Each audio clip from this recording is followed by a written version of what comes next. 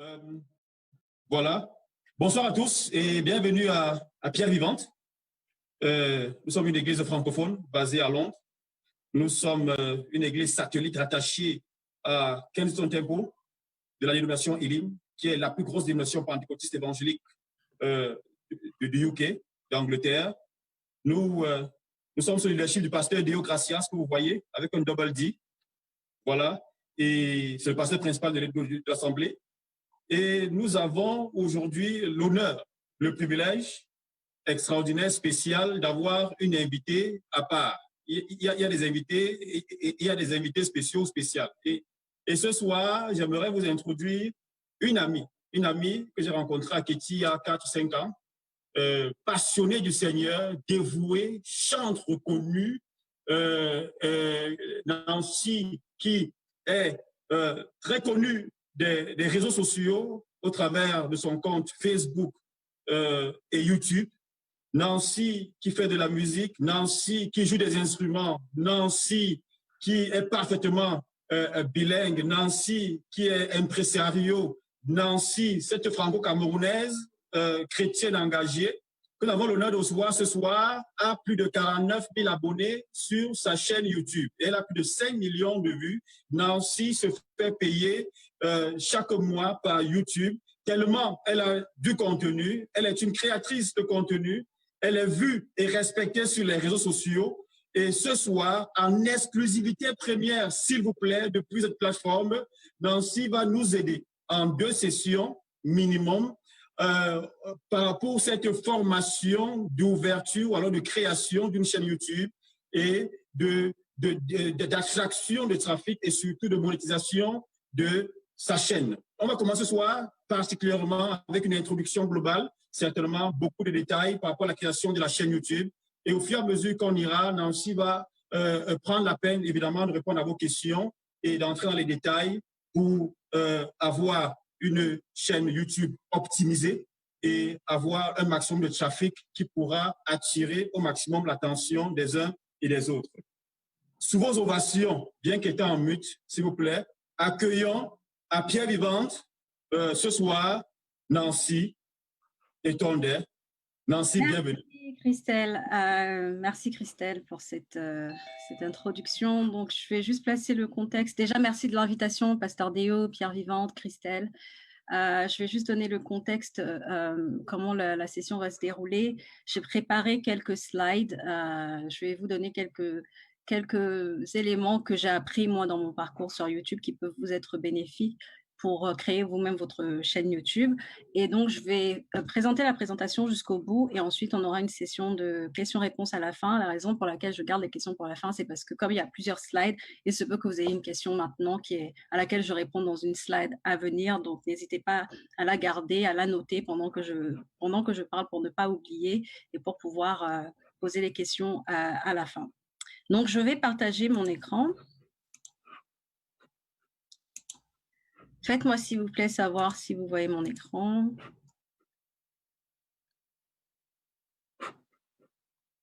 C'est bon? OK. Donc, pour commencer, j'avais prévu de me présenter, mais Christelle l'a déjà fait. Donc, comme il l'a dit tout à l'heure, j'ai une chaîne YouTube avec plus de 49 000 abonnés aujourd'hui, plus de 5 millions de vues. Je l'ai créée il y a quelques années. À l'époque, j'habitais encore en France. Et j'avais créé cette chaîne parce que j'étais passionnée de l'entretien des cheveux crépus, également de la beauté, du maquillage. J'avais une communauté à l'époque sur Facebook. J'avais créé un groupe Facebook de comment grouper où les femmes africaines, caribéennes pouvaient commander des produits d'entretien de cheveux ou des produits de maquillage venant des États-Unis ou d'Angleterre parce que c'est là que les meilleurs produits sont fournis. Et j'avais donc développé ces petites niches, ce petit réseau avec des femmes qui étaient intéressées par ce domaine de la beauté-là. Et j'ai remarqué qu'il y avait souvent les mêmes questions qui revenaient, auxquelles je devais répondre en répondant, en écrivant. Et je me suis dit, pourquoi pas plutôt créer des vidéos sur ces sujets récurrents et les aborder en vidéo. Comme ça, si je ressens encore les questions de ce type, je peux les diriger directement vers les vidéos en question. À l'époque où j'ai commencé YouTube, je ne pense même pas qu'il y avait la monétisation. En tout cas, j'en avais pas conscience. Ça m'a pris des mois et des mois, voire des années à réaliser que je pouvais monétiser ma chaîne. Et donc, à l'époque où j'ai créé ma chaîne, je ne cherchais pas à avoir des vues. Je suis un peu une youtubeuse un peu bizarre parce que je ne parle pas du tout de ma chaîne autour de moi. Les gens se rendent compte que j'ai une chaîne par tout hasard. Je ne fais pas du tout la promotion de ma chaîne. Les vues que j'ai viennent de façon vraiment organique. Et il y a des vidéos qui ont été virales. La vidéo que j'ai qui a le plus de vues a 1,5 million de vues aujourd'hui. Et ce n'est pas du tout du contenu que je promeus hors de YouTube, en fait. Donc, c'est juste pour vous donner le contexte un peu de comment je me suis retrouvée sur YouTube. Ensuite, j'ai noté qui êtes-vous. C'est simplement si vous pouvez utiliser le chat de Zoom et me dire juste votre prénom et si vous avez déjà une chaîne YouTube. Donc, vous pouvez dire par exemple Nancy, oui, comme ça je sais que Nancy, vous êtes une personne qui a déjà une chaîne YouTube ou non, je sais que vous êtes là, vous êtes intéressé sur comment créer votre chaîne YouTube et ça me permet un peu de savoir à qui je m'adresse aujourd'hui et ça pourra m'aider également à préparer la future session. Donc, c'est pour ça que j'ai noté votre projet sur YouTube. Est-ce que vous avez un projet de créer une chaîne? Est-ce que c'est quelque chose que vous envisagez ou vous êtes juste curieux? Donc, on va se lancer tout de suite sur les fondamentaux pour créer sa chaîne YouTube. Avant même d'aller sur YouTube, de vous montrer une fois que vous êtes sur Google, sur YouTube, comment créer votre chaîne, je dirais qu'il y a des éléments clés à respecter, des étapes à suivre avant de créer sa chaîne. Il y a un petit travail en amont à préparer que je vais partager avec vous et vous allez voir que quand vous faites ce travail en amont, ça va vous aider vraiment énormément une fois que vous allez vous lancer. La première chose à faire, c'est de choisir la thématique de votre chaîne. La thématique de votre chaîne, c'est quel sujet vous allez aborder. Par exemple, dans mon introduction, je vous ai dit, moi, quand j'ai commencé ma chaîne YouTube, j'abordais le sujet de la beauté, à savoir l'entretien des cheveux et le maquillage. Et ensuite, j'ai eu une période, lorsque je suis arrivée en Angleterre, où le maquillage ne me passionnait plus du tout et j'ai décidé, je n'ai plus envie de parler de ça. Les cheveux, je trouve que j'ai fait le tour, j'ai partagé tout ce que j'avais envie de partager. À ce moment-là, j'ai voulu arrêter ma chaîne parce que je me suis dit, j'ai déjà tout partagé. Et là, le Seigneur m'a dirigée autrement et il m'a mis à cœur de partager sur ma foi en gardant la même chaîne et là, en évangélisant, en touchant des personnes qui étaient venues sur ma chaîne pour apprendre à s'occuper de leurs cheveux et qui finalement vont découvrir ma foi et vont découvrir ce Jésus qui est finalement ma motivation. Mais lorsqu'on commence, en fait, sa chaîne, c'est important de cibler quelle est la thématique, quel est le sujet qu'on veut aborder. Donc, vous pouvez avoir une chaîne, il y a des sujets variés. On est là avec Pierre Vivante, vous pouvez avoir une chaîne d'église qui met des prédications, vous pouvez avoir une chaîne de musique qui met de la musique, qui publie de la musique, vous pouvez avoir une chaîne de cuisine, mais c'est important de choisir son segment, en fait.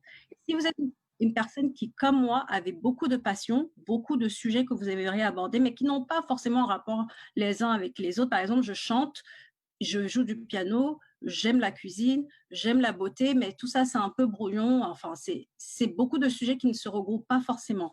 Donc, je vous dirais, quand vous commencez, définissez le sujet principal sur lequel vous voulez vous spécialiser, parce que quand on commence, c'est important que les personnes qui se rendent sur votre chaîne découvrent quel est votre thème et puissent s'identifier à votre contenu. Par la suite, quand vous avez déjà créé une audience fidèle, vous pouvez vous diversifier en essayant de garder quand même une certaine cohérence par rapport au sujet que vous abordez. Et je dirais également que si vous hésitez à savoir quel contenu vous souhaitez partager, quelle est la thématique que vous souhaitez partager, regardez quel est le sujet qui vous passionne.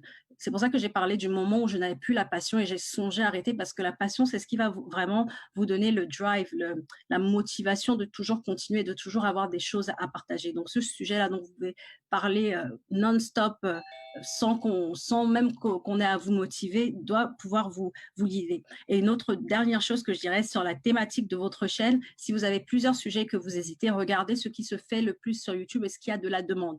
Est-ce qu'il y a beaucoup de demandes sur un sujet plus qu'un autre? Est-ce que ça génère beaucoup de trafic en général quand d'autres chaînes similaires publient ce type de contenu? Ça va vous aider à choisir la thématique de votre chaîne.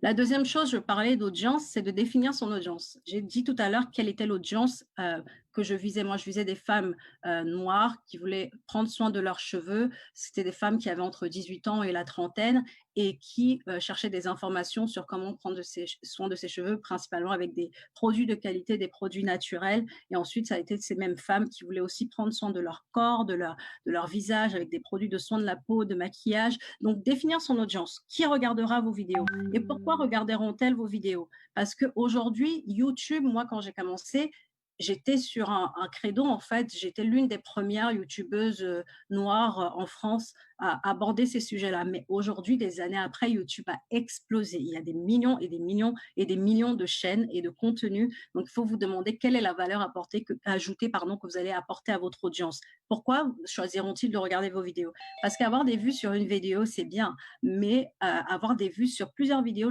qu'ils aiment votre première vidéo au point de cliquer sur s'abonner et de regarder les autres vues, ça sera encore mieux. Donc, si vous savez à qui vous vous adressez, ça sera plus facile de leur proposer du contenu en fait qui les satisfera. La troisième chose, on a choisi la thématique de notre chaîne. On a défini son audience, c'est de choisir le nom de votre chaîne. Alors, le nom de votre chaîne, vous avez deux options. Soit vous choisissez votre nom propre, prénom et nom, et ça marche quand les personnes peuvent vous retrouver facilement, vous connaissent déjà et vont chercher votre chaîne en tapant tout simplement votre nom. Ou alors, vous pouvez choisir de créer un nom qui rappelle en fait votre thématique. Dans mon cas, par exemple, je n'aime pas utiliser mon nom propre sur Internet. J'aime vraiment que les gens qui me cherchent sur Internet me trouvent sur mon pseudonyme. Par exemple, ma marque s'appelle NH Creative, mais avant de créer ma marque, j'avais ma chaîne. Et la chaîne, j'ai choisi de l'appeler NH Beauty Zone parce que mon prénom, c'est Nancy, mon deuxième prénom, c'est Hilda. Donc, mes initiales, c'est NH. Et ensuite, Beauty Zone, c'est la zone beauté de NH. Il y a des youtubeurs que je suis, par exemple, j'aime bien un youtubeur cuisine qui s'appelle Hervé. Sa chaîne s'appelle Hervé Cuisine. Donc, quand on atterrit sur sa chaîne, on sait qu'il parle de cuisine parce qu'il a mis cuisine. Donc, c'est deux choses que vous pouvez, deux options. Soit vous pouvez choisir votre nom, soit choisir un nom qui rappelle la thématique de votre chaîne. C'est à vous de voir. Ensuite, la quatrième chose, c'est de planifier le type de contenu que vous voulez poster. Vous allez me dire, mais on n'a même pas encore créé la chaîne, on parle déjà de contenu. Oui, absolument. Vous allez voir que je vous parle de faire un brainstorming, je ne sais pas comment on dit brainstorming en français, un brainstorming de 100 idées de vidéos. Vous allez me dire, mais 100 vidéos, c'est 100 idées de vidéos, c'est énorme. Mais en fait, c'est une façon de dire que prenez une feuille, prenez un papier, un stylo et notez le maximum de sujets possibles, de thèmes de vidéos que vous pourriez poster sur la durée. Ensuite, ces 100 idées de vidéos, vous pouvez vous inspirer de ce qui est déjà posté sur Internet sur des sujets similaires. Si vous avez une chaîne cuisine, par exemple, les recettes que vous aimez faire. La raison pour laquelle vous allez avoir ces 100 idées de vidéos, c'est qu'après, vous pouvez les réduire peut-être à 20 et à 10. Et quand vous allez commencer à poster vos premières vidéos, vous n'allez pas avoir un blanc. C'est un peu comme le blanc de l'écrivain ou du compositeur où parfois vous avez des trous. Ça m'est déjà arrivé parce que je ne suivais pas cette stratégie-là et d'avoir des week-ends où j'ai le temps, mais je ne sais pas de quoi parler parce que je n'ai pas prévu en avance des sujets bien en avance pour avoir du contenu en backlog. Et maintenant que j'ai fait ce travail de recherche, j'ai des sujets, j'ai des vidéos que j'ai filmées en avance et que je peux publier sur la durée. Comme ça, si j'ai des occupations qui font que je ne peux pas filmer, au moins j'ai déjà du contenu qui est prêt. Parce que je vais en parler plus tard, la constance, la consistance, être consistant, régulier sur YouTube, c'est ça qui va souvent faire la différence. Et c'est une leçon que j'ai appris parce que j'apprends aussi des erreurs, c'est que quand on n'est pas consistant, les personnes iront chercher du contenu ailleurs sur des chaînes qui sont plus régulières en fait. Maintenant que vous avez choisi les vidéos que vous souhaitez poster, c'est de choisir un planning d'enregistrement et de publication. Qu'est-ce que j'entends par planning d'enregistrement dans un premier temps? C'est de dire quel jour de la semaine vous voulez enregistrer. La raison pour laquelle c'est bien d'avoir un planning, c'est que si vous voulez que votre chaîne YouTube ait du succès, ne laissez pas ça au hasard en fait, à vous dire bon la semaine prochaine, peut-être si j'ai du temps au milieu de semaine, je ferai une vidéo. Parce que si vous fonctionnez comme ça, vous pourrez avoir d'autres priorités qui vont venir s'ajouter et parfois vous n'allez pas avoir ce temps. Mais si dans votre planning de la semaine, vous avez défini que tel jour, par exemple moi personnellement, le samedi, c'est un jour qui marche très bien pour moi parce que je travaille dans la semaine et le samedi, je peux vraiment me focaliser sur les vidéos. C'est important. Et je parlerai tout à l'heure de l'horaire également où on filme les vidéos, c'est important parce que je vous dirai tout à l'heure que filmer en pleine journée quand le soleil est encore bien lumineux, ça va jouer sur la qualité de votre vidéo. Donc, ayez un planning d'enregistrement. Au planning d'enregistrement, ça ajoute le planning d'édition parce qu'on poste rarement une vidéo brute de décoffrage. En général, on l'édite et je vais vous partager avec vous tout à l'heure les différents logiciels que j'utilise pour éditer mes vidéos. Et ensuite, quand vous avez choisi votre planning d'enregistrement, vous allez devoir choisir un planning de publication.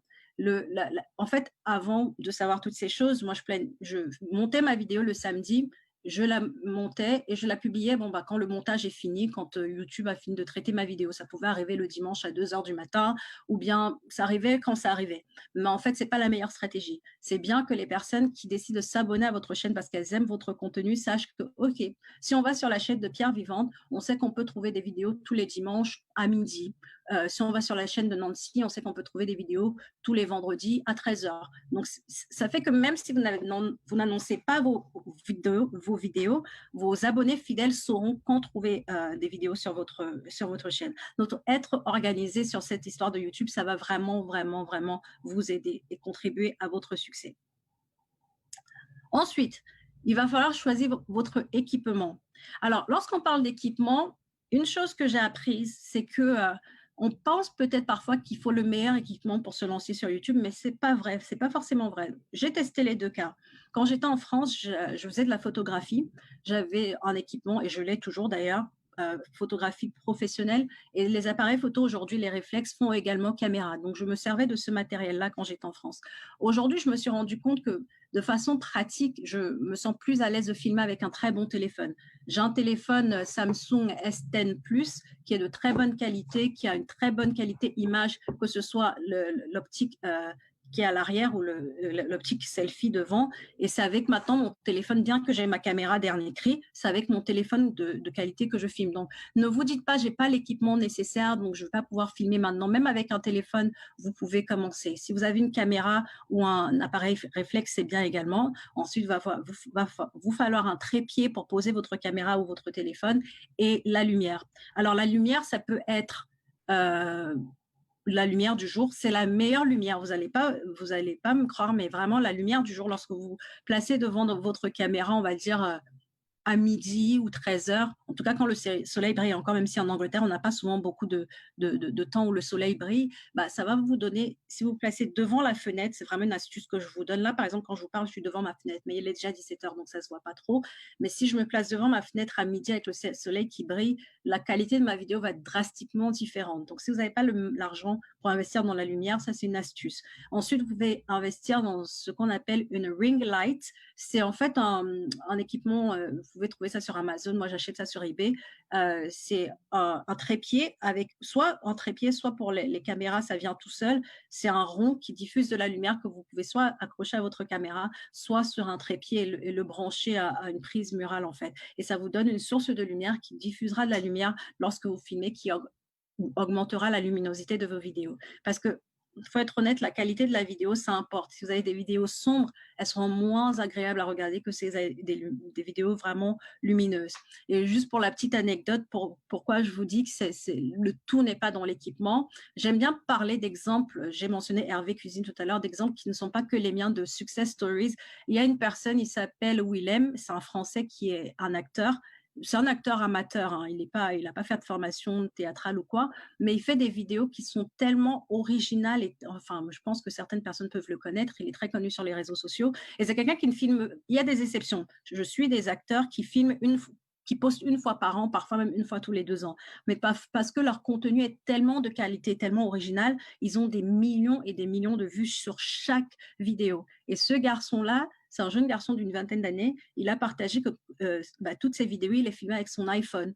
Il filmait avec iPhone et il montait ça avec son téléphone et ça avait des millions de vues. Donc, c'est juste pour vous dire que tout n'est pas dans la qualité du téléphone que vous utilisez. Commencez avec les moyens du bord et si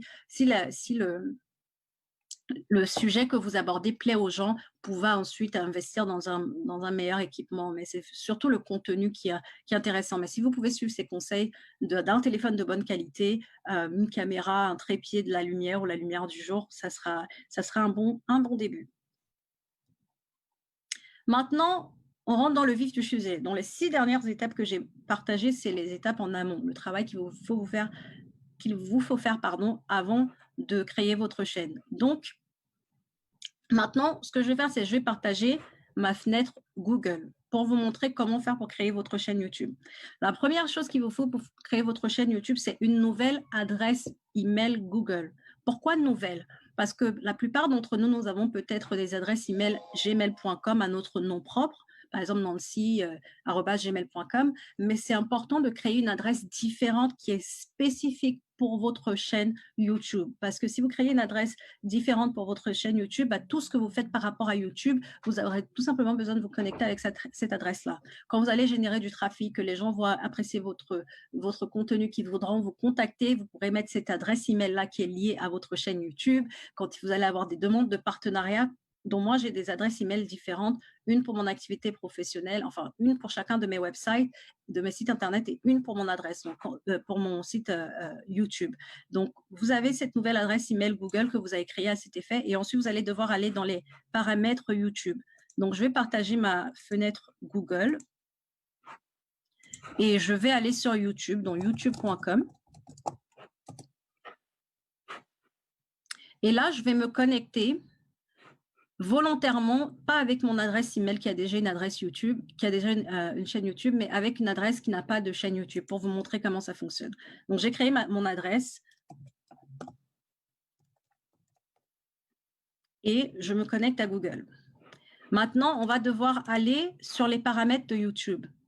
Les paramètres de YouTube, c'est, vous voyez, j'ai les initiales de mon email là. C'est le petit rond que vous voyez là en haut à droite. Donc, je clique dessus. Et la première option que ça me propose, c'est de créer ma chaîne. Donc, je clique sur « Créer une chaîne ». On me dit « Votre parcours de créateur commence ici. Commencez ». Donc, oui, je veux commencer, je veux créer ma chaîne. Et on me propose soit d'utiliser mon nom. Donc, si j'avais mis mon adresse email nancy@gmail.com, ça allait me donner Nancy avec mon nom de famille. Est-ce que vous souhaitez utiliser votre nom propre ou un nom personnalisé? Ma préférence est toujours pour un nom personnalisé. Donc, je vais créer ma chaîne avec un nom personnalisé. Et là, on me dit « Créez le nom de votre chaîne ». Donc, j'ai fait le travail avant. J'ai décidé de créer ma chaîne. Donc, on va dire ma chaîne va porter le nom de ma marque, NH Creative. Donc, je mets le nom de ma chaîne. Et je dois noter que je comprends que je crée un compte Google doté de ses propres paramètres, comme l'historique de recherche, etc. Et de vidéos regardées sur YouTube. Donc, je clique OK. Et ensuite, je crée. Là, je ne vais pas cliquer sur créer parce que je ne veux pas de compte YouTube associé à cette adresse email, mais c'est ce qu'il faudra faire. Et ensuite, les étapes pour continuer sont vraiment très simples. Quand vous créez sur créer, vous allez maintenant avoir une chaîne qui est existante. Juste pour vous montrer les autres étapes, je me connecterai tout à l'heure avec ma chaîne YouTube actuelle. Et une fois que vous êtes sur YouTube et que vous cliquez sur créer, le reste est vraiment très, très intuitif. Ils vous disent maintenant, faites ceci, faites cela. Vous avez juste à suivre les instructions. Maintenant que vous avez créé votre chaîne, je vous conseille toujours d'ajouter une photo de profil. La photo de profil, c'est la photo que les gens verront quand ils se connecteront à votre compte YouTube. Donc, une fois de plus, on clique sur les initiales de la chaîne qu'on a là. Et là, on va aller sur « Gérer votre compte Google ». Et là, à gauche, il y a « Informations personnelles ». Et encore une fois, je vous conseille de toujours opter pour la qualité. Si vous pouvez poster une photo claire, sachez que ça sera toujours un tout petit rond qui sera diffusé, donc une photo assez proche de vous ou qui représente bien votre chaîne. Donc, vous pouvez cliquer là sur photo, le petit logo de la photo là. Et ensuite, vous pouvez aller sélectionner une photo sur votre ordinateur et l'uploader. Ensuite, vous pouvez réduire pour montrer vraiment juste la partie de votre photo que vous souhaitez. Et ensuite, si je choisis par exemple ça, et d'ailleurs, c'est cette photo que j'ai pour ma chaîne YouTube, ça sera la photo qui sera visible sur ma chaîne YouTube. Donc, on a ajouté une photo de profil. Maintenant, on va créer une bannière. Qu'est-ce qu'une bannière? Là, pour vous montrer la bannière, je vais aller sur ma propre chaîne YouTube. OK.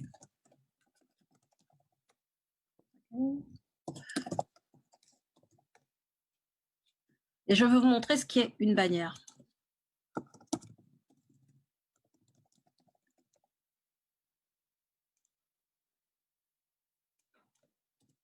Alors, la bannière, c'est ce que vous voyez là en haut, de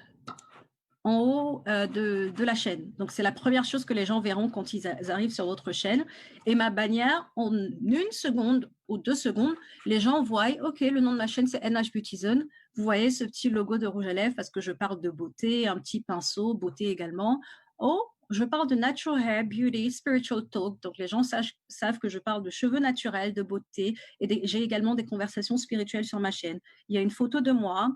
Il y a un lien pour se connecter à mes réseaux sociaux. Il y a un lien vers mon site Internet et également un lien vers mon site Etsy parce que j'ai 2 sites. J'ai un site de fashion et un site de produits capillaires. Donc, il y a des liens vers ça. Je sais qu'il y a des créateurs qui mettent également la fréquence de publication. Donc, je ne vais pas vous montrer que ma chaîne à chaque fois. On va aller, par exemple, encore une fois sur Hervé Cuisine, que j'aime beaucoup, qui a 1 million d'abonnés. Et vous voyez, lui, il est dans la cuisine, il y a le nom de sa chaîne, et il indique, ça c'est bien de le faire. Moi, je n'avais pas de fréquence de publication, donc je ne l'ai pas mis. Il indique qu'il a des vidéos tous les mardis et les vendredis. Il invite à s'abonner à sa chaîne. Abonne-toi à ma chaîne. Et avec le lien de ces différents réseaux, son réseau Instagram, son blog culinaire et l'application de cuisine qu'il a. Donc, ça permet aux gens de très rapidement savoir de quoi parle votre chaîne. Et c'est vrai qu'il y a également un click to action, ça appelle les gens à s'abonner. Et ça, c'est quelque chose de non négligeable à faire dès le moment où les gens atterrissent sur votre chaîne. Donc, vous allez me dire, ah, mais elles sont bien jolies ces bannières, mais moi, je n'ai pas de compétences en design. Est-ce qu'il faut que je contacte un designer? Pas du tout. Vous avez des templates existants, en fait. Là, je vais repartager ma présentation. Vous avez des templates existants et des sites qui sont justement faits pour les gens qui ne sont pas designers et qui veulent des templates préexistants. Donc, des sites, moi, personnellement, j'ai utilisé pour ma bannière le site PicMonkey. Je vous enverrai mes slides, donc vous allez retrouver le nom de ces sites-là. Il y a un site également que j'utilise beaucoup pour mes thumbnails, mes bannières, Canva et également Photor. Ça, c'est les 3 que j'utilise. J'utilise plus trop Photor, j'utilise beaucoup Canva en ce moment, mais dans mes débuts, j'utilisais PicMonkey et Photor également. Donc, si vous cliquez sur ces sites-là, après la séance de formation, vous allez voir à quoi ils ressemblent. Il vous suffit de sélectionner l'option YouTube Channel Art ou YouTube Banner et vous allez avoir plein de templates qui vous sont proposés. Il vous suffit juste de remplacer les éléments avec vos propres informations et vous pourrez créer les visuels de votre chaîne comme ça. Maintenant, il va vous falloir rédiger la description de votre chaîne. La description de votre chaîne doit contenir une biographie courte. Qui vous êtes, de quoi parle votre chaîne. Des informations de contact, par exemple votre adresse email. Les gens ont aimé votre contenu, ils aimeraient peut-être vous parler en privé, vous solliciter pour des questions, pour des partenariats. C'est bien qu'ils aient votre adresse email et également le lien vers vos réseaux sociaux. Donc, pour ça, je vais retourner sur YouTube.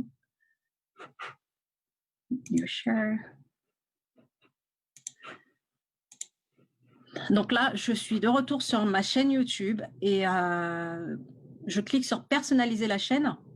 Donc, quand je clique sur mon logo là, je vais sur votre chaîne et là, j'arrive là, personnaliser la chaîne. Et là, j'ai accueil, vidéo, playlist, communauté, chaîne, à propos. Donc, je peux cliquer sur à propos là. Et là, vous voyez, je vous parlais tout à l'heure de la description de la chaîne. Je dis sur cette chaîne de quoi je parle. Maintenant, j'ai mis la fréquence de publication parce que j'ai maintenant une fréquence de publication. J'invite les gens à me rejoindre également sur Facebook et sur Instagram et je leur donne mon adresse email de contact, également les liens vers mes sites Internet. Donc, c'est important d'avoir une bio, en fait, une description de chaîne pour les personnes qui se rendent sur votre chaîne. Ensuite, c'est ce que je voulais vous montrer dans la partie YouTube, dans Google même. Mais comme je disais, une fois que vous êtes sur Google, vous allez pouvoir naviguer assez facilement. On va y revenir tout à l'heure. Je repartage ma présentation. Désolée, je navigue entre ma présentation et Google. Donc, on a parlé de la bannière, on a parlé de la description de la chaîne. La prochaine chose qu'il va falloir que vous fassiez, c'est de filmer votre première vidéo. Là, vous avez créé votre chaîne, vous n'avez pas encore filmé votre première vidéo.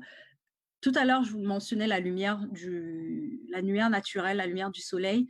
C'est pour ça que je vous conseille, en tout cas si vous avez des fenêtres chez vous, parce que si vous filmez par exemple dans un endroit fermé, qu'il n'y a pas de fenêtre, la notion de l'heure ne sera pas importante, mais si vous avez des fenêtres qui peuvent vous donner cette lumière naturelle en début d'après-midi, c'est bien.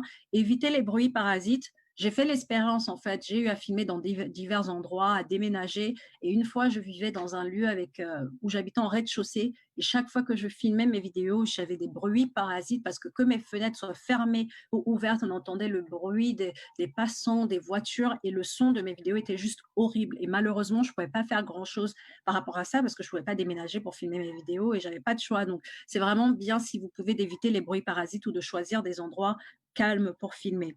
Veillez sur votre apparence et votre élocution. C'est important, bien sûr, d'être présentable, d'avoir une élocution claire. Soyez bref et concis si vous pouvez, bien sûr, parce que là, je sais que je suis sur un forum chrétien où il y a peut-être des chaînes d'église qui partagent les prédications. Là, vous n'avez pas besoin d'être concis. Mais si vous avez des chaînes un peu diverses et variées, comme je disais tout à l'heure, il y a tellement de contenu sur YouTube que pour que les gens restent sur votre vidéo du début jusqu'à la fin, il faut qu'ils y trouvent un intérêt dès les premières secondes. Si, en fait, pour arriver au point essentiel que vous souhaitez partager, il faut déjà qu'ils passent 2 minutes, bah, au bout de la première minute, ils cliqueront malheureusement sur Exit, en fait. Et quand vous êtes un créateur de contenu, il y a une fois que vous êtes sur votre chaîne, vous pouvez avoir accès à des données analytiques qui vous montrent combien de temps les personnes ont passé sur vos vidéos. On pourra le voir dans une autre session quand vous aurez déjà un petit peu plus regardez comment se présente YouTube et votre chaîne également, mais soyez bref et concis si possible. Regardez l'objectif, ça peut paraître banal, mais là, par exemple, je regarde la présentation, je ne vous regarde pas, mais parfois, quand on filme, en fait, si vous utilisez votre téléphone, vous avez le reflet sur votre téléphone ou sur votre caméra, on peut être tenté de regarder son reflet, ce que beaucoup de YouTubeurs font, en fait. Maintenant, il faut regarder l'écran, en fait, il faut regarder le viseur de votre caméra. Comme ça, les personnes auront l'impression que vous leur parlez directement, les yeux dans les yeux, en fait. Et faire un test. Quand je dis faire un test, pourquoi? Parce que avant de vous lancer dans une vidéo que vous allez filmer du début jusqu'à la fin, qui va peut-être durer 10 minutes, 15 minutes, 30 minutes, or whatever, faites un test parce qu'il se peut que votre image ne soit pas claire ou que le son ne soit pas clair. Pour la petite anecdote, il m'est arrivé une fois de filmer une vidéo. En plus, je n'avais pas commencé très tôt. Le soleil n'allait pas rester très, très longtemps. Et à l'époque, je filmais avec ma caméra. Il fallait ensuite prendre la carte mémoire, la mettre dans l'ordinateur, faire des gros montages. Je finis, j'ai fait tout le tralala de placer les décors, etc. Et je regarde la vidéo est complètement floue.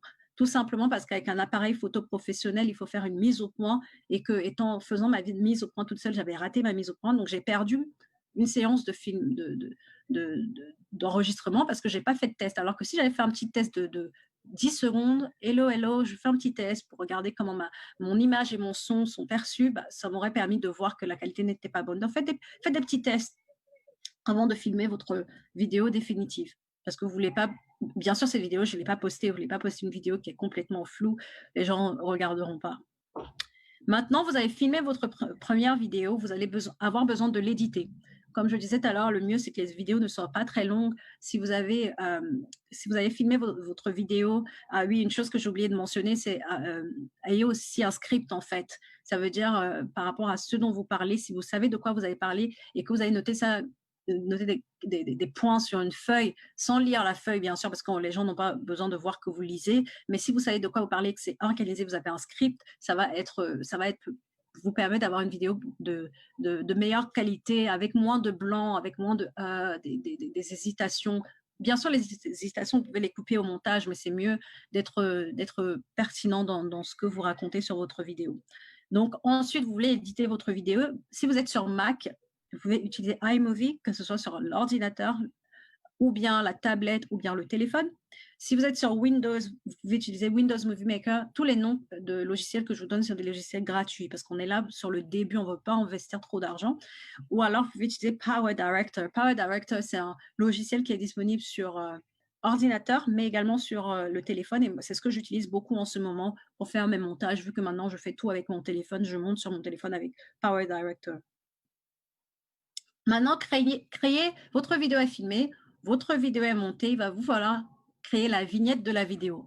Donc, la vignette de votre vidéo, il y a peut-être des gens qui ne savent pas ce que c'est qu'une vignette, donc je vous montrerai. C'est la petite image, en fait, qui apparaît avec votre vidéo quand les gens soit reçoivent la notification, soit cliquent sur votre chaîne qui apparaît. Cette image-là, il faut qu'elle soit attrayante. Il faut qu'elle soit captivante. En fait, YouTube peut choisir n'importe quelle image en sélectionnant une partie de votre vidéo, par exemple, à la 10e seconde, ça fait un screenshot, mais en général, ces images-là ne sont pas les meilleures, ne sont pas de qualité. Donc, de nouveau, vous pouvez utiliser les templates comme PicMonkey, Canva, Photor, et je vais retourner sur YouTube pour vous montrer les vignettes. Donc là, si je clique sur vidéo, vous allez voir les vignettes, c'est ces petites vignettes-là que les gens verront. Ils voient le titre de votre vidéo, il faut que ça soit assez intéressant. Donc, je vais partir sur, par exemple, comme on est sur une plateforme chrétienne, je vais par exemple aller sur le site d'une chaîne chrétienne et vous voyez, ils ont des vignettes avec l'image et le titre. Donc, c'est des vignettes attrayantes. En voyant juste la vignette, vous avez envie de cliquer, vous avez envie de regarder la vidéo. Donc, vous pouvez les faire avec les sites que je vous ai donnés tout à l'heure pour la bannière. En général, ces sites-là sont en anglais. Donc, pour ça, vous pouvez cliquer sur YouTube Thumbnail. Ensuite, vous allez avoir plein d'options qui vous seront proposées pour créer, où vous allez tout simplement avoir besoin de remplacer l'image et juste de remplacer le texte. Et ça vous donnera de très jolies vignettes à utiliser.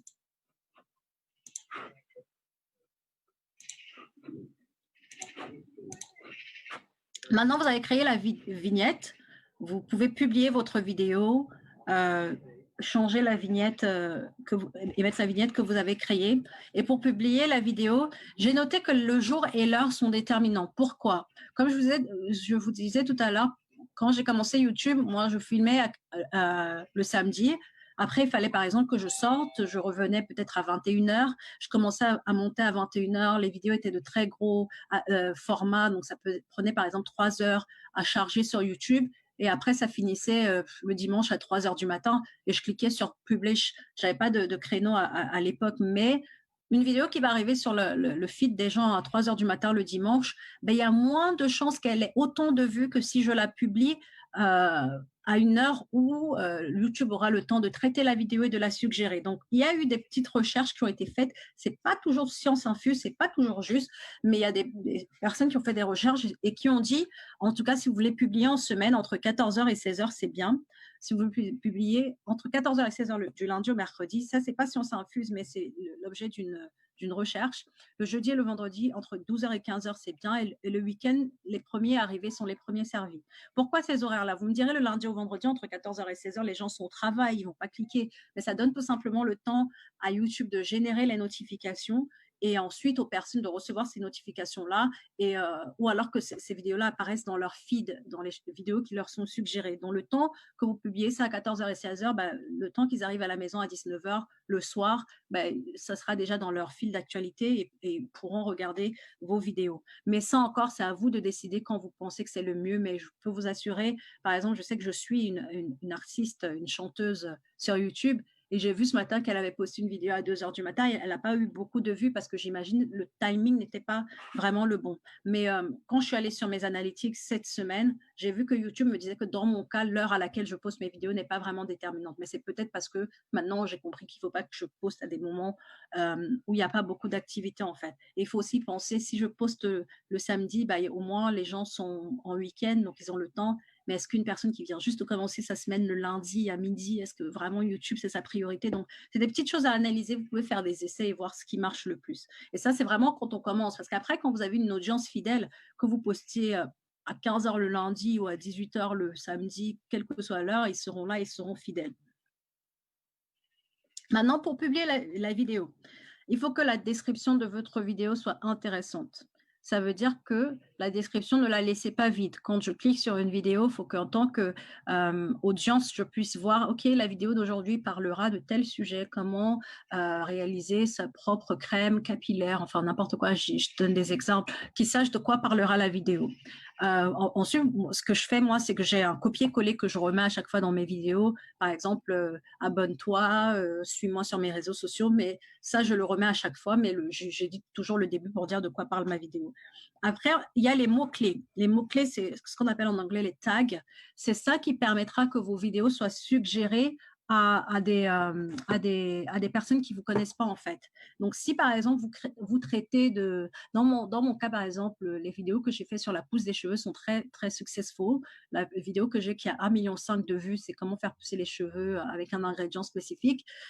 Si je mets dans mes mots-clés pousse cheveux crépus, bah, toutes les personnes qui tapent pouce cheveux ou crépus sur Internet auront potentiellement ma vidéo suggérée. Donc, il faut que vous ayez des mots-clés. Ne laissez pas vos mots-clés vides parce que si vous laissez les mots-clés vides, ça sera une chance que vous aurez loupé d'avoir vos vidéos qui sont suggérées. Mais si votre titre est déjà pertinent, vous n'avez pas besoin de répéter les mots qui sont dans le titre dans vos mots-clés. Vous pouvez le faire, mais ce n'est pas obligatoire.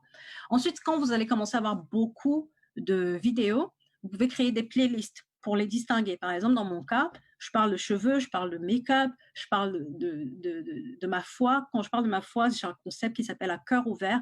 Donc, chacune de ces vidéos est dans une section en playlist. Comme ça, quand une personne, par exemple, aime mes vidéos à cœur ouvert et est en train de regarder une vidéo sur laquelle elle est tombée, bah, au lieu que YouTube la laisse partir, bah, quand elle aura fini de regarder une vidéo, elle sera tout de suite dirigée vers la prochaine. Je sais que j'ai des personnes qui m'ont laissé des commentaires en mode j'ai beaucoup aimé la vidéo à cœur ouvert que tu as postée, j'ai passé l'après-midi à regarder toutes les vidéos à cœur ouvert. Ben, c'est parce qu'elles étaient rangées en playlist en fait. C'était plus facile pour elles de naviguer d'une vidéo à une autre sur la playlist. Ensuite, on a parlé des vignettes personnalisées tout à l'heure. Ensuite, j'ai mentionné qu'il faut insérer vos informations de contact et de réseaux sociaux. Ensuite, vous allez pouvoir monétiser votre vidéo si vous le souhaitez. Pour monétiser la vidéo, il faut juste que votre vidéo, comment on dit en français, respecte les règles de YouTube. Par exemple, si vous abordez des sujets politiques très sensibles, les promoteurs ne voudront pas mettre de la publicité sur ces vidéos, mais si vous partagez des sujets qui sont OK, bah, vous pouvez monétiser n'importe quelle vidéo. Et je ne rentrerai pas trop en détail de la monétisation dans cette première session, mais on pourra en parler dans une autre session. Mais oui, vous pouvez monétiser vos vidéos, je vous le montrerai sur YouTube. Et vous pouvez définir l'heure de publication et des écrans de fin. Tout ça, c'est très abstrait, c'est mieux que je vous le montre rapidement. You share. Donc, si je vais sur YouTube Studio, je vais dans mes vidéos. Je vais choisir n'importe quelle vidéo. On va aller là.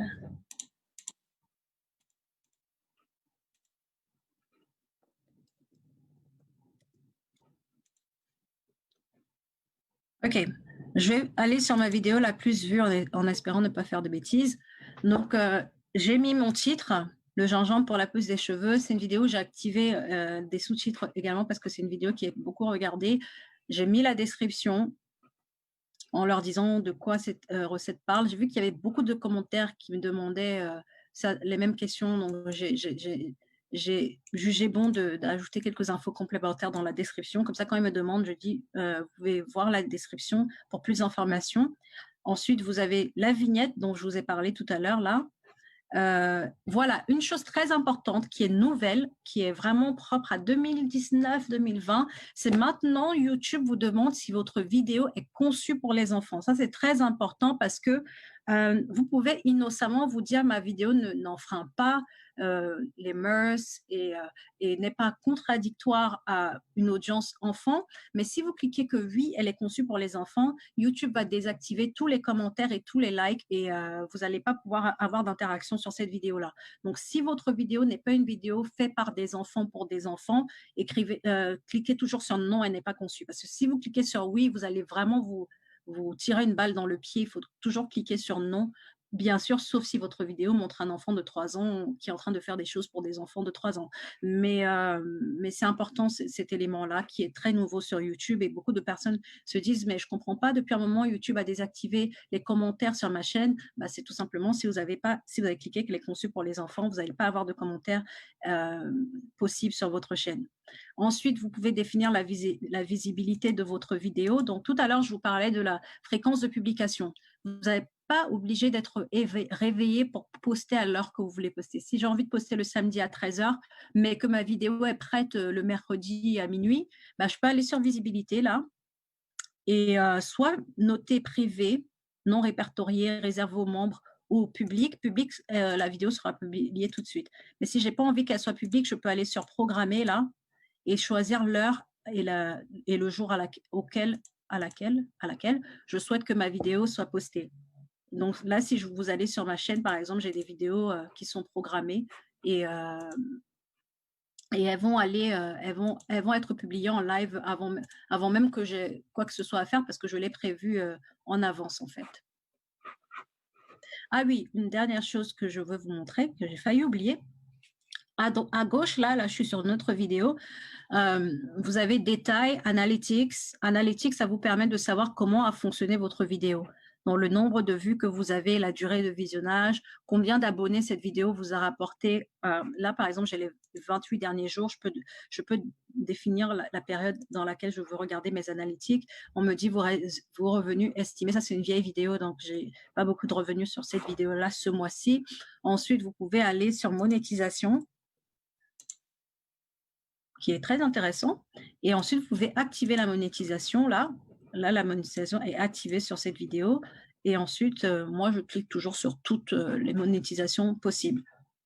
Et en faisant ça, vous allez pouvoir monétiser votre vidéo et générer du revenu.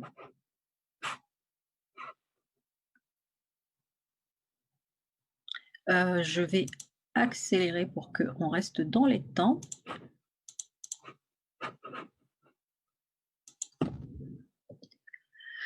Et on a bientôt fini. La dernière chose, est-ce que c'est la dernière chose? Oui, la dernière chose que je vous dirais, c'est en ce qui concerne YouTube, c'est de rester constant. Je ne sais pas si consistent, c'est constant ou consistant en français. Restez constant, restez régulier, parce que c'est très important. Par exemple, dans mon cas, j'ai eu des vidéos très, très virales, des vidéos de millions de vues qui m'ont généré beaucoup d'abonnés. Mais j'ai aussi eu des périodes où YouTube, ce n'était pas du tout ma priorité. Je n'avais pas envie de poster. Je suis quelqu'un qui fonctionne beaucoup par passion. Je suis quelqu'un, je poste pas si j'ai pas envie, mais je suis pas le meilleur exemple. Je suis pas le meilleur exemple parce que si vous voulez vraiment réussir dans le domaine de YouTube, il faut être constant. Parce que si vous n'êtes pas constant, vous allez avoir un déclin dans le nombre de vues. Et ça, je l'ai vu. J'ai vu que quand j'étais constante, j'avais beaucoup. Je n'étais pas constante. Ensuite, la clé, comme je l'ai dit tout à l'heure, est des vidéos de qualité avec des vignettes et des titres accrocheurs. Ça va attirer du trafic. Et la dernière chose, c'est ne pas se décourager. Comme je vous l'ai dit tout à l'heure, et c'est la dernière slide avant qu'on aille dans les questions-réponses, moi, quand j'ai créé ma chaîne, c'était juste avec le pur motif de partager ma connaissance. J'étais dans mon petit trou quand on me disait « Ah, j'ai trouvé ta chaîne YouTube », j'avais même pas envie que les gens la trouvent, j'étais une youtubeuse trop bizarre, mais ça me permettait d'être toujours encouragée parce que ma motivation, c'était de savoir que je partageais avec des personnes et que les personnes étaient impactées. Aujourd'hui, je partage ma foi et j'ai des retours où les personnes me disent qu'elles sont impactées. C'est ça ma motivation, en fait. Aujourd'hui, malheureusement, il y a des personnes qui se lancent sur YouTube pour les mauvaises raisons, pour des raisons, oh, je peux faire YouTube pour être monétisé. Si c'est la seule raison et que vous ne générez pas le trafic, vous allez très vite être découragé. Mais si vous vous dites que même si je fais une vidéo et qu'elle touche 10 personnes ou 100 personnes, bah c'est déjà ces 10 personnes ou ces 100 personnes de toucher et je continuerai de produire du contenu de qualité, bah, ça fera une grande différence. Je sais que j'ai découvert une youtubeuse récemment, elle n'a pas beaucoup d'abonnés, mais elle produit du contenu de très bonne qualité et je pense qu'elle a vraiment le bon mindset, la bonne mentalité, parce qu'elle est dans l'excellence avant même d'avoir autant d'abonnés qu'elle le souhaiterait. Donc, soyez constant, ne vous découragez pas, gardez en vue quelle est la mission que vous avez, quel est l'objectif pour lequel vous faites cette chaîne YouTube-là. Et il n'y a pas de raison pour laquelle ça ne marche pas. En tout cas, sur YouTube, ce qui fait aussi le succès, c'est votre différence. Qu'est-ce que vous apportez? Si les gens vous trouvent différent et qu'ils trouvent que vous apportez un petit quelque chose à leur petit monde, bah, il n'y aura pas de raison qu'ils ne vous suivent pas.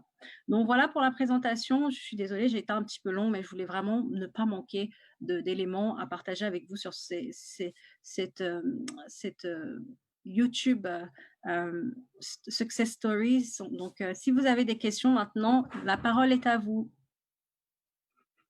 Merci beaucoup, Nancy. Extraordinaire. Est-ce qu'on peut vraiment donner un applaudissement, si vous permettez? Je sais que vous êtes en mute, mais je recevrai. Merci beaucoup. Fantastique. Des pouces. Merci. Merci, Nancy. Extraordinaire dans le détail.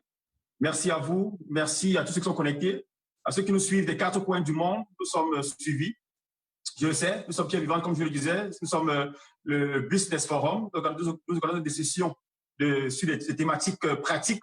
C'est vrai que nous sommes chrétiens, mais nous sommes aussi dans ce monde, bien qu'étant pas de ce monde. Nous avons reçu notre invité spécial aujourd'hui, Nancy Etondeh, photographe professionnelle, artiste, chanteuse, consultante pour l'une des plus grosses boîtes internationales du monde, styliste, modéliste avec votre maman à Paris, interprète bilingue et surtout entrepreneuse à plein temps. Nancy, comment réussissez-vous à concilier toutes ces activités avec autant d'efficacité? Je pense que, comme je le disais tout à l'heure, je suis quelqu'un qui est beaucoup motivé par la passion. Je suis quelqu'un, c'est ma nature d'être passionné. Et je pense que quand on est passionné, ben, on trouve le temps en fait. Souvent, on se dit, j'ai pas le temps. Mais le temps, on le crée. Et on le crée pour les choses qui sont importantes pour nous. Donc, je dirais, quand on est passionné, on est motivé, on trouve le temps. Et on l'organise. Il faut être organisé, il faut prioriser les choses et se dire, voilà, sur ce sur quoi je veux me focaliser. C'est pour ça que j'ai eu des périodes avec YouTube où j'avais moins de constance parce que j'étais plus focalisée sur mes business. Mais je dirais que dans mon cas, tant que je suis passionnée par quelque chose, je trouverai le temps. Et ça a été difficile à des moments. Lorsque j'ai décidé d'avoir 2 business, il y a des fois où je dormais à 4h, 5h du matin parce qu'il fallait que je prépare mes commandes, que je fasse mes vidéos, après que j'aille au travail. On n'a que 24 heures dans une journée, c'est pas évident, mais la passion me permet de prioriser les choses et de toujours faire les choses qui me plaisent parce que sans passion, moi, je vis pas et c'est la passion qui me drive en fait, qui me motive. J'espère que j'ai répondu à la question, Christelle. Merci beaucoup, Nancy, fantastique. Autre question, Nancy est-elle basée en France ou à Londres? Je suis à Londres. Ok, fantastique, d'accord. Nancy, quelle est la contribution de votre foi dans votre succès sur YouTube? Alors, ma foi, je pense qu'elle est primordiale dans mon succès parce que, comme je l'ai dit, moi, lorsque j'ai commencé, et toujours aujourd'hui d'ailleurs, je ne fais pas la promotion de ma chaîne. Et parfois, je dis, mais Seigneur, je ne comprends pas comment ça se fait que j'ai autant de vues ou de personnes qui s'intéressent à mon contenu alors que je cherche même à être cachée. Et je pense que le Seigneur met en chacun de nous une lumière.